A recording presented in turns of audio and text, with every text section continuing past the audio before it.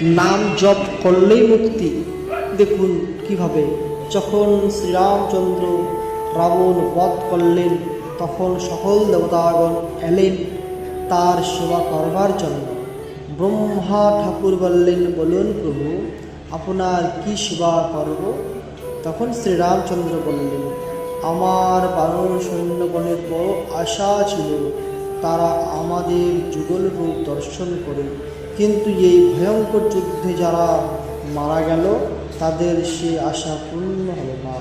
ব্রহ্মা ঠাকুর বললেন, কোনো চিন্তা করবেন না প্রভু, আমি সেই ব্যবস্থা করছি। এই বলে তার কমণ্ডল জল সারা যুদ্ধক্ষেত্রে ছড়িয়ে দিলেন, আর সঙ্গে সঙ্গে বানর সৈন্যরা জীবিত হয়ে উঠে পড়ল, যেন ঘুম ভেঙে উঠেছে। এই ব্যাপার দেখে স্বয়ং রঘুনাথ অবাক পিতামহকে জিজ্ঞাসা করলেন, আপনারা কমণ্ডলের জল রাবণ সৈন্য ও বানর সৈন্য সবার অঙ্গে স্পর্শ করল, কিন্তু কেবল বানর সৈন্যরা জীবিত হলো আর রাবণের সৈন্য জীবিত হলো না কেন?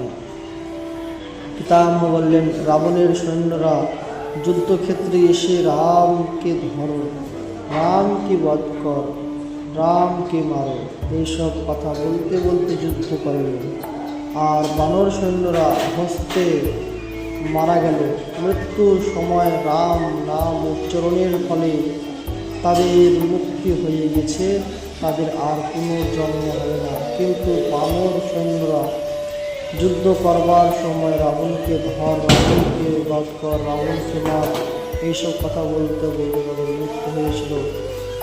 তাই এই অমৃত বাড়ি সিঞ্চয়ে তারা পুনর্জীবিত হল, নামে মুক্তি এখানে ইহা প্রমাণিত হল। হরে কৃষ্ণ।